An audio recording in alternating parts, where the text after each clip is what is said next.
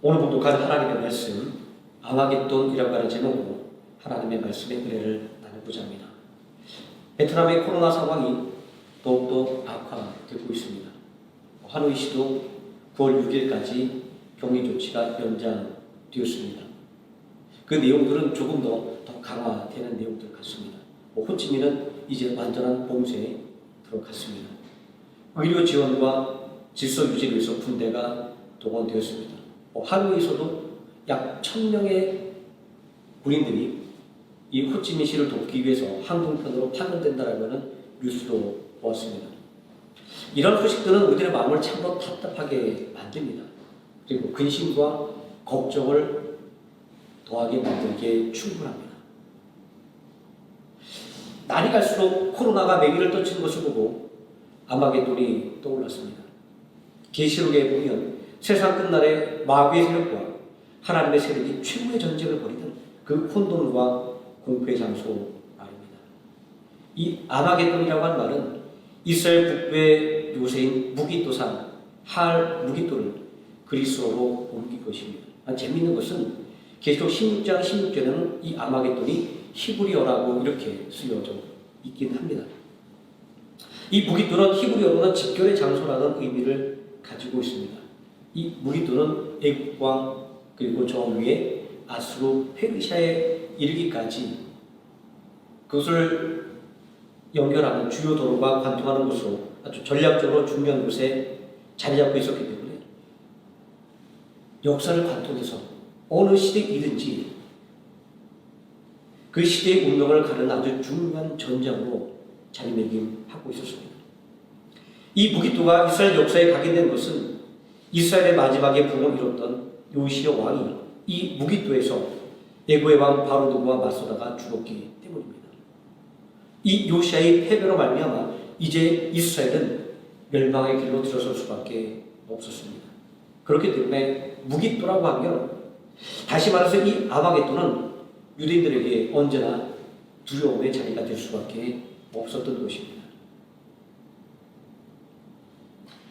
하나님의 자녀인 우리에게 하나님이 우리와 함께 하신다는 임마누엘의 약속이 주어졌습니다.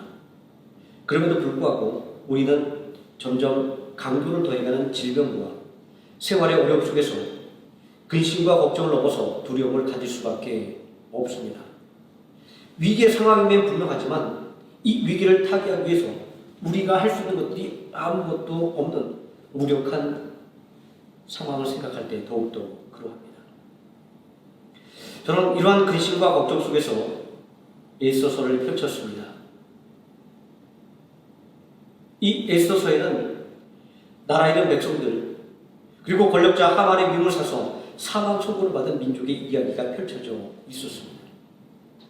사망 선고 앞에서 두려움으로 무력할 수밖에 없었던 백성들의 모습이 오늘 코로나 때문에 근심과 걱정 가운데 두려워하는 우리들의 마음이 겹쳐지면서 너무나도 공감이 되었습니다. 누군들 내 힘을 압도하는 거대한 문제 앞에서 담대할 수 있을까라고 생각하면서 말입니다. 그러나 이 에스더에 기록되어 있는 하나님의 백성들은 근심과 걱정으로 슬픔의 자리에 머물진 않았습니다. 죽으면 죽으리라 에스더의 고백처럼 모든 사람들이 한 마음이 되어서 하나님께 간절하게 기도했습니다. 자신들을 이 살육의 현장에서 구원해달라고 말입니다. 사실 이러한 육신의 두려움보다 더 큰 두려움이 있습니다. 그것은 우리가 믿음의 대열에서 이탈하지는 않을까. 그래서 우리가 구원의 자리에서 멀어지는 것은 아닐까라는 이런 두려움들 말입니다. 사실 우리가 함께 모여서 예배드릴 수 없는 상황이 길어질수록 우리들의 믿음은 점점 나태해질 수밖에 없습니다. 이런 두려움이 우리로 하여금 이렇게 온라인으로 실시간 예배를 드리고 또 온라인으로 기도회를 하게끔 만드는지도 모르겠습니다. 오늘날의 이 코로나 사태가 무서운 것은 이 질병이 우리들의 삶의 토대를 흔들기 때문만은 아닙니다. 이 질병이 우리의 믿음의 근간까지도 뒤흔들고 있기 때문에 더욱더 두려운 것입니다. 그러므로 우리는 이러한 방법으로라도 함께 모여서 깨어서 기도하고 예배하기를 힘쓸 수밖에 없는 것입니다. 이 에스더에 기록되어 있는 유다인들이 하나님께 한 목소리로 부르짖었던 것처럼 말입니다. 어려움이 깊어갈수록 이처럼 깨어 기도하는 성도가 더욱더 필요합니다. 그리고 그 깨어있는 성도는 다른 누군가가 아니라 바로 나 유에만 할 것입니다. 제가 이렇게 말하고 또 이렇게 애쓰는 것은 저도 깨어있는 믿음의 성도들을 통해서 큰 믿음의 도전을 받았기 때문입니다. 아마 직장인들이 직장에 출근할 수 없을 때 아마 굉장히 괴로울 겁니다. 근심이 있을 겁니다. 휴가를 가면 마음 놓고 쉬겠지만 또 사업하는 분들이 어쩔 수 없이 사업장 운영할 수 없을 때 얼마나 근심과 걱정이 있겠습니까? 목사도 마찬가지입니다. 예배를 인도할 수 없을 때 가장 힘듭니다. 내게 주어진 직무를 다하지 못하는 것 같아서 가시방석 위에 앉아 있는 것만 같기 때문입니다. 우리가 함께 예배를 드리지 못하는 이 기간 동안에 제가 보니까 우리 주일학교 학생들이 매일같이 성경을 필사하고 있더라고요. 저희 아들, 딸도 아주 열심히 쓰고 있습니다.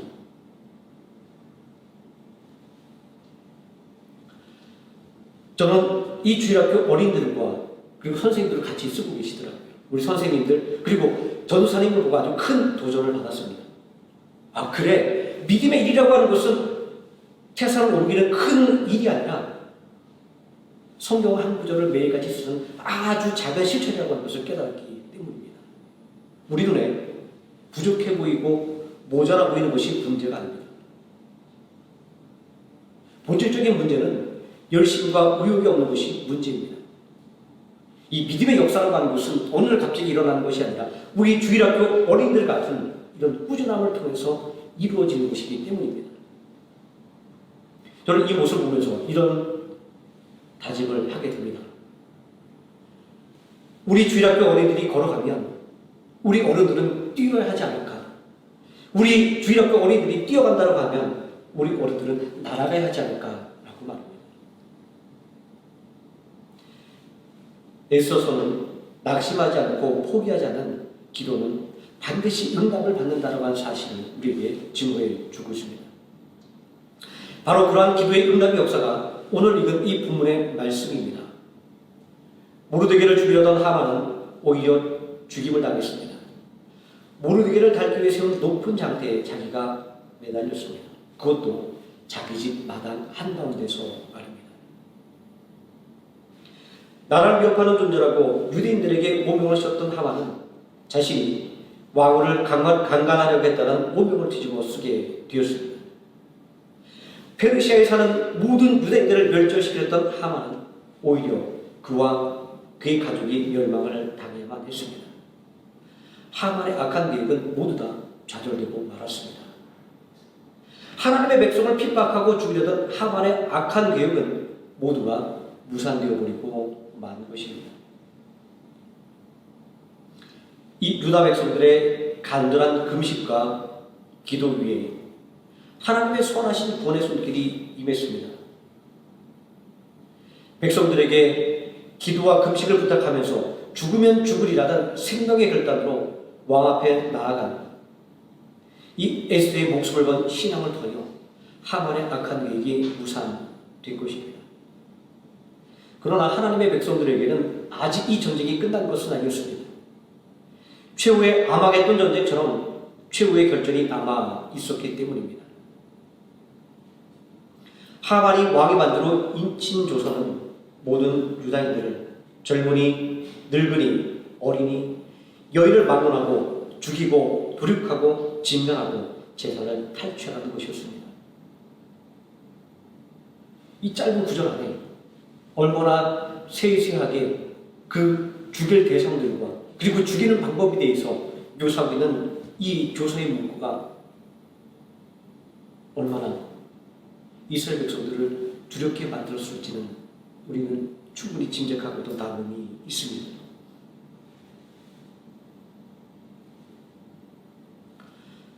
더구나 우리가 잘 알고 있듯이 이 페르시아 왕의 조서는 절대로 취소될 수가 없었습니다. 한번 발표되면 그 조서는 그대로 유효한 효력을 발휘했다라고 하는 것입니다. 에서 8장 7절 말씀에 아하수에로 왕은 모르드게에게 이렇게 말하고 있습니다. 왕의 이름을 쓰고 왕의 반지로 인친 조서는 누구든지 철회할 수 없음이라. 왕이라 할지라도 왕의 반지로 인친 조서를 처리할 수 없다고 말하고 있습니다. 유다 백성을 죽이려던 하만은 죽었지만 유다 백성을 죽이려는 조서는 여전히 유효했다는 것을 알 수가 있습니다. 그리고 하만은 죽었지만 그의 추종자들은 여전히 건재했습니다. 그들은 여전히 유다인들을 멸절시킬 날만을 기다리고 있었습니다. 왜냐하면 이제는 자신들이 유다인들을 죽이지 못하면 자신들이 죽어야만 하는 상황이 되었기 때문입니다. 진짜 하만이라고 하는 큰 산을 넘었지만 이제는 그의 추종자들이라고 하는 큰 강이 유다 백성들의 앞길을 가로막게 된 것입니다. 우리가 믿음으로 사는 것이 어려운 것은 바로 이러한 현실 때문에 그렇습니다. 우리가 삶을 살아가는 동안 결코 사라지지 않는 이런 문제들 말입니다. 하나의 문제를 해결하면 또 다른 문제를 맞닥뜨려야 되는 현실 말이죠. 이러한 현실이 견고하고 변함이 없을 것 같은 우리의 임마누엘의 믿음이 갈대처럼 흔들리고 마는 이유이기도 합니다. 페르시아의 아하수에로 왕은 하만의 존귀함을 빼앗아 모르드게에게 주었습니다. 그러나 모르드게가 받은 이 존귀함은 그 자신의 명예와 영광만을 위해서 주어진 것이 아니었습니다. 아직도 남아있는 싸움, 아말겟돈과 같은 싸움을 싸우라고 그에게 주어졌던 것입니다. 그러므로 오늘 우리의 부르짖는 이 간절한 기도 위에 하나님께서 응답하시는 것은 단순히 하나님이 우리의 소망을 들어주시는 것이 아닙니다. 단순히 우리가 원하는 것을 주시는 것에 그치는 것이 아니다라고 하는 것입니다. 우리의 믿음을 약화시키고 빼앗는 악한 영의 세력과 맞서 싸우라고 주신 것입니다. 그리고 당신의 백성들에게 용기를 불어 넣으시라고 주신 것입니다. 제가 우리 주일학교 어린이들 이야기를 했습니다. 그들의 고사리 같은 손으로 쓰는 그 한 구절의 성경 구절이 저와 같은 사람에게 담대함과 용기를 가지게 만들어 것들을 생각하면 하나님께서 우리에게 주신 이 기도야말로 나 자신만을 위한 것이 아니라 우리와 함께 하나님의 자녀들 모든 성도를 격려하고 위로하기 위하여 주신 것이다 라는 사실을 분명하게 알 수가 있습니다.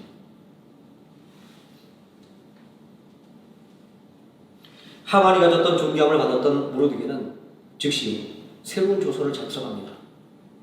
유다 백성들을 모두 죽이고 재산을 빼앗으라는 이 처리할 수 없는 왕의 조서 때문에 말입니다. 모르드게가 새로 쓴 조서의 내용은 이러했습니다. 유다인들은 자기를 죽이고 재산을 빼앗으려는 대적들을 맞서 싸우라. 에서 8장 11절에 유다인을 치려는 자들과 그들의 처자를 죽이고 도륙하고 진멸하여 그 재산을 탈취하라고 모르드게가 새로 쓴 조서의 내용이 기록되어 있습니다. 이제 모든 비극은 충분히 피해갈 수 있게 되었습니다. 유다의 원수 하만이 몰락했고 모르드게가 존귀하게 되었기 때문입니다. 여기까지 우리 모두가 기대하는 해피엔딩입니다. 그러나 하나님의 백성들이 살아가는 현실에 우리가 살아가는 현실에는 아하스르 왕이 처리할 수 없는 두 개의 조서가 대립하고 있었습니다. 하나는 하만이 쓴 유다인을 멸절하라는 조서와 그리고 또 하나는 모르드게가 쓴 유다의 대적들과 싸우라는 이 조서 말입니다. 두 개의 강력한 처리할 수 없는 이 두 조서가 서로 머리를 맞대는 형국 말입니다. 이 두 개의 조서의 대결은 결코 피할 수가 없는 것이었습니다. 이 대결은 단지 눈에 보이는 하만의 세력과 모르드게의 세력이 충돌하는 것만이 아니었기 때문입니다. 그들의 역사를 따라서 그들의 조상을 따라서 아멜렉과 이스라엘의 전쟁이 되었기 때문입니다.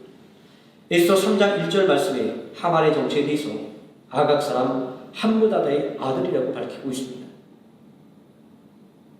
이 하만이 아각 사람이라고 하는 것은 그가 아말렉의 후손이라는 것을 말하고 있는 것입니다.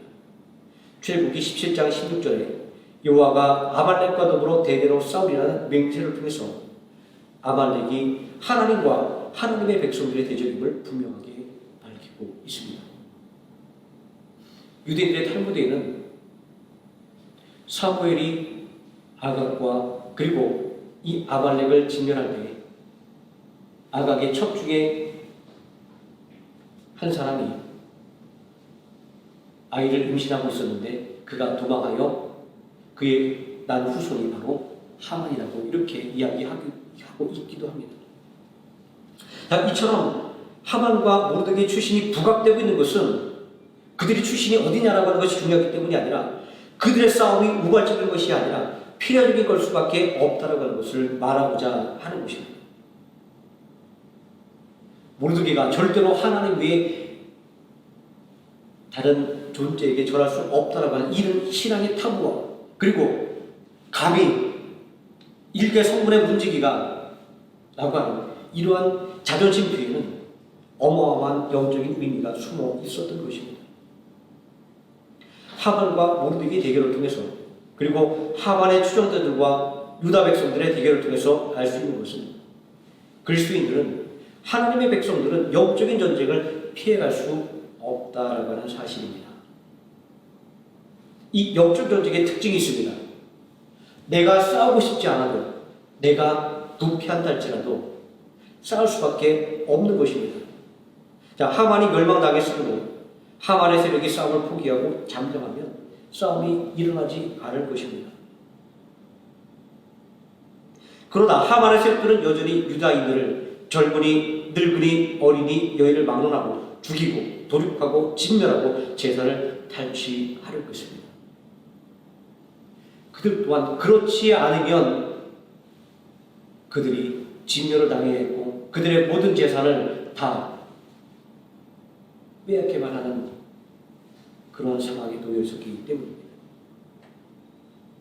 이렇듯 사라지지 않은 위협 속에서 유다인들은 자신과 가족을 지키기 위해서 무기를 들고 원수와 싸워야만 했습니다. 사단의 공격은 늘 이러합니다. 그리스도인들이 싸움을 원하지 않아도 끈질기게 공격해 들어옵니다. 우리들의 믿음을 빼앗기 위해서 말입니다. 그렇기 때문에 그리스도인들은 늘 영적인 전장에 있을 수밖에 없는 것입니다. 우리가 지금 전쟁터에 서 있다고 상상해 보십시오. 얼마나 두려운 일일까요? 최근 뉴스에서 탈레반이 파헤치는 아프가니스탄의 모습을 한번 생각해 보십시오. 불과 며칠 전만 해도 자유롭게 살던 사람들이 두려움 속에서 숨어들어야만 하지 않습니까? 이러한 소식들은 전쟁이 얼마나 무서운 것인지 우리가 직접 겪어보지 않는다 할지라도 충분히 우리를 하여금 깨닫게 만들어줍니다. 전쟁은 모두 다 두려운 것이지만 더 큰 두려움은 절대 이길 수 없다라고 하는 절망의 전쟁일 것입니다. 우리는 아프가니스탄에 관한 뉴스에서 이런 사실을 보지 않습니까?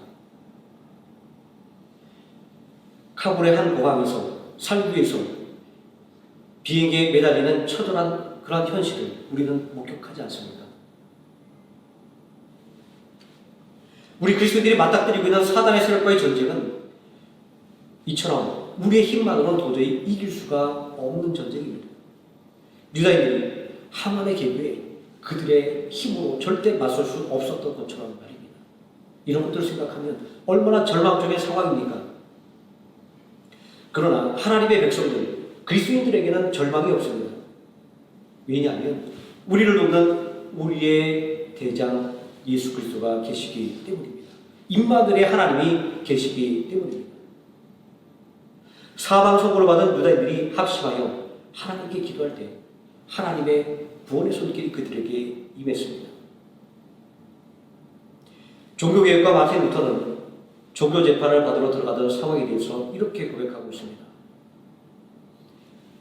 저 성문 지붕의 기와처럼 마귀가 수없이 많다 할지라도 나는 두려워하지 않겠다라고 말합니다. 그리고 그때의 심경을 고백했던 찬양이 바로 새 찬송가 585장에 내주는 강한 성교입니다. 2절의 가사는 그의 이러한 믿음을 고백하고 있습니다. 우리 영적인 전쟁의 모습을 이렇게 보여주고 있습니다. 내 힘만 의지할 때는 패할 수밖에 없도다. 힘 있는 장수 날 대신하여 싸우네. 이 장수 누군가?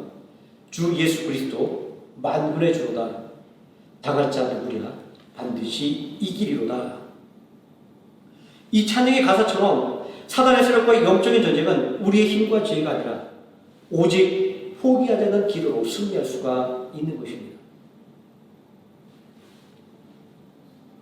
유대인들을 죽이고 재산을 빼앗으면 절대로 변경할 수 없는 조서가 반포되었습니다. 유다의 패배가 확실해졌습니다. 이러한 패배 직전의 영적인 전쟁에서 하나님의 백성들이 간절하게 기도할 때 극적인 전세의 변화가 일어났습니다. 지금까지는 유다인들이 속수무책으로 당해야만 했지만 그들이 전능하신 하나님 앞에 간절하게 부르짖는 바로 그 순간 그들과 맞서 싸우는 것이 허락되었기 때문입니다. 우리는 바로 이 사실에 주목을 해야만 됩니다. 하나님께서 이 상황을 그냥 끝내준 것이 아니라 맞서 싸우라고 명령하시는 이 상황 말입니다. 하나님이 주는 승리는 거저 주어지는 것이 아니라고 하는 것입니다. 하나님은 당신의 백성들이 일어나 싸우기를 원합니다. 가만히 앉아있는 것이 아니라 담대하게 일어서서 앞으로 나아가기를 원하시는 것입니다. 그래서 임마누엘의 하나님은 언제나 우리를 향하여 그 강한 오른손을 내밀어 주고 계십니다. 우리가 그 강한 오른손을 붙잡을 때에 전능하신 여호와 하나님의 선하신 손길이 역사하는 것입니다. 유다인들이 하나님의 손을 붙잡았을 때 패배는 변하여 승리가 되었습니다. 극적인 역전승을 거두게 된 것입니다. 에스더 9장 1절의 말씀은 이날의 승리를 이렇게 표현하고 있습니다. 유다인의 대적들이 그들을 제거하기를 바랐더니 유다인이 도리어 자기를 미워하는 자들을 제거하게 된 그 날에 라고 말합니다. 원수들이 우리를 삼키려고 달려들었지만 오히려 원수들이 우리에게 상품가 되었다는 말은 놀라운 사실을 말씀하고 있습니다. 하나님이 함께 하실 때 죽음의 날은 그리고 슬픔의 날은 변하여 생명의 날이 되었고 기쁨의 날이 되었습니다. 무능함은 변하여 능력이 되었고 패배가 변하여 승리의 날이 되었습니다. 하만의 세력과 유다인들의 대결, 아말렉과 이스라엘의 영적인 전쟁은 유다인의 승리, 이스라엘의 승리, 그리고 하나님의 백성의 승리로 끝났습니다.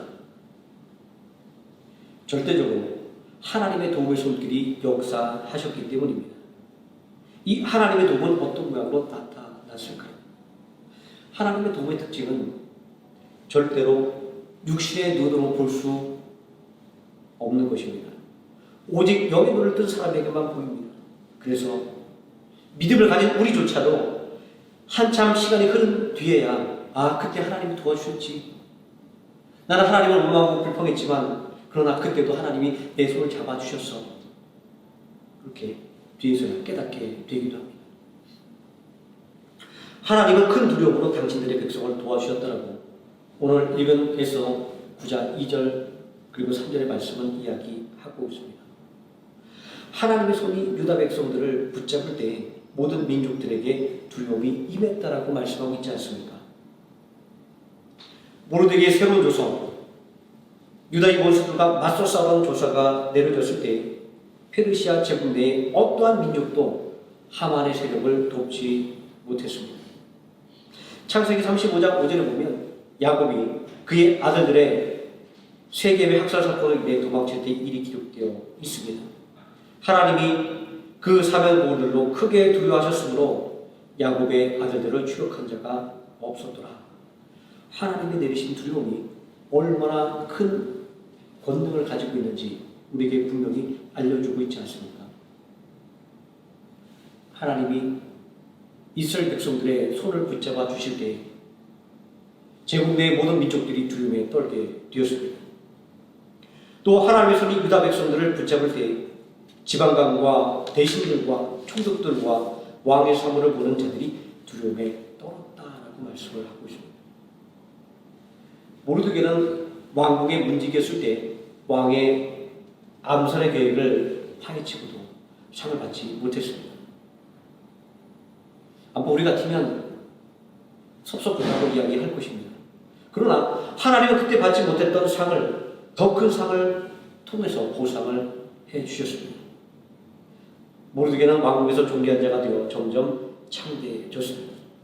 하나님 창세기 12장 2절에서 아브라함에게 내가 너를 복주고 창대하게 하리니 너는 복의 근원이 될 것이라 분명하게 약속하셨습니다.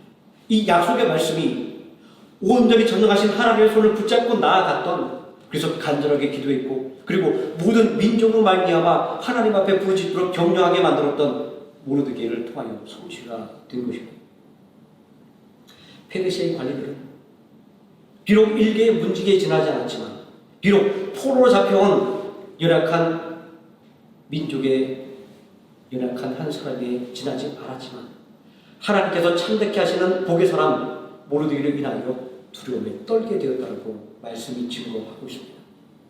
그러므로 그들은 감히 하만의 세력을 돕지 못했던 것입니다. 하나님의 손이 유다 백성들을 붙잡을 때 지방관들과 대신들과 총독들과 왕의 사물을 보는 자들이 두려움으로 그들이 이제는 유다인들을 도왔다고 오늘 말씀이 증거하고 있지 않습니까? 이 페르시아의 관리들은 중립을 지키는 것을 넘어서 하나님의 백성들을 적극적으로 도왔습니다. 하나님의 능력을 체험한 사람들은 이렇게 할 수밖에 없습니다. 페르시아의 고레스 왕은 바벨론을 점령하고 유다인을 해방시키고 하나님의 성전 제거를 격려하며 지원했습니다. 에스라 1장 2절 말씀 보니까 바사왕 고레스는 말하노니 하나님 여호와께서 세상 모든 나라를 내게 주셨고 나에게 명령하사 유다 예루살렘에 성전을 건축하라 하셨나니 제국의 위대한 왕도 놀라우신 하나님의 능력 앞에 복종할 수밖에 없다라고 하는 사실을 성경은 우리들에게 분명하게 알려주고 있습니다. 오늘을 살아가는 그리스도인들은 이러한 영적인 전쟁에 서 있다고 말할 수 있습니다. 그 이유는 우리가 겪는 모든 일들이 우리는 그저 세상에 흘러가는 그 일의 한 부분이라고 생각하지만 이 모든 것들이 우리들의 믿음과 밀접하게 연결되어 있기 때문입니다. 그러므로 사도 바울은 고린도전서 10장 12절에서 선줄로 생각하는 자는 넘어질까 조심하라. 또 빌립보서 2장 12절에서 두렵고 떨리는 마음으로 너희 본을 이루라. 이렇게 권면을 하고 있는 것입니다. 우리가 살아가고 있는 하루하루가 그리고 우리가 겪고 있는 그 사건 하나하나가 바로 영적인 전쟁이라는 사실을 우리에게 이야기해 주고 있는 것입니다. 오늘 우리는 우리에게 닥치는 삶의 무게가 너무나도 무거워서 또 우리의 믿음을 흔드는 사단의 세력이 너무나도 강하여 두려움에 떨기도 합니다. 때로는 상처를 입기도 합니다. 그러나 그리스도인들은 결코 망하지 않습니다. 하나님의 자녀들은 결코 망하지 않습니다. 왜냐하면 하나님께 기도할 때 하나님께서 도와주시기 때문입니다. 이 강력한 하만의 계급을 물리친 유다인들을 생각해 보십시오. 하나님은 당신을 의지하는 사람들을 반드시 구원해 주십니다. 역대기하 20장 9절에 여호와의 너는 온 땅을 두루 감찰하사 전심으로 자기에게 향하는 자들을 위하여 능력을 베푸시니라니 이렇게 분명히 증거하고 있지 않습니까? 오늘 우리가 처해 있는 이 코로나로 인한 이 급박한 상황은 최후의 전쟁 아마겟돈을 떠올리게 만듭니다. 아마겟돈은 하나님의 백성들에게 두려움의 땅이었습니다. 그러나 계시록 16장 6절에서 말씀하고 있는 이 아마겟돈 전쟁은 하나님의 통치 승리로 막을 내린다는 것을 우리는 기억을 해야만 합니다. 악의 세력이 아무리 강하다 할지라도 결국 하나님 앞에 무릎을 꿇을 수밖에 없습니다. 에스더는 거대한 악을 무너뜨리는 하나님의 권능을 말씀하고 있지 않습니까? 하나님의 손을 잡고 일어나는 하나님의 백성들의 승리를 증거하고 있지 않습니까? 이러한 믿음의 승리의 방정식에 대해서 고린도후서 4장 7절 이하의 말씀은 이렇게 증거하고 있습니다. 우리가 이 보배를 질그릇에 가졌으니 우리가 사막으로 옥외쌈을 나가여도 쌓이지 아니하며 답답한 일을 나가여도 낙심하지 아니하며 박해를 받아도 버림받지 아니하며 거꾸로 뛰을 나가여도 망하지 아니하고. 그렇습니다. 이 말씀처럼 내 안에 예수 그리스도를 모신 사람, 그리고 예수 그리스도 안에 거한 사람은 결코 낙심하지 않습니다. 결코 망하지 않습니다. 결코 패배하지 않습니다. 임마누엘, 하나님이 우리와 함께 하시는 사실을 믿음으로 늘 소망에 충만해 있으며, 그리고 이 임마누엘을 우리들의 일상에서 매일매일 경험으로 참된 승리 속에서 살아가게 되기 때문입니다. 기도하시겠습니다. 전능하신 아버지 하나님, 이 코로나로 인한 어려움 속에서 마치 아마겟돈과 같은 혼란과 두려움을 경험합니다. 그러나 이 모든 영적인 전쟁에서 전능하신 하나님의 통치가 이겼다는 사실을 우리가 기억하게 될 때에 멸망할 수밖에 없었다라고 생각했던 유다인들이 하나님께 부르짖어 간구함을 통하여 그들이 역전의 승리를 거뒀던 사실을 오늘 말씀을 통하여 우리가 다시 한번 깨닫게 될 때에 오늘 우리가 지금 당면한 이런 어려움들은 결코 우리를 좌절시키지 못하고 우리들의 믿음을 흔들지 못한다는 사실을 다시 한번 깨닫게 됩니다. 하나님의 말씀을 온전히 붙잡고 담대하게 하여 주시옵소서. 하나님의 말씀을 온전히 붙잡고 늘 삶의 소망으로 충만하여 살아가게 하여 주시옵소서. 예수님의 이름으로 기도드립니다. 아멘.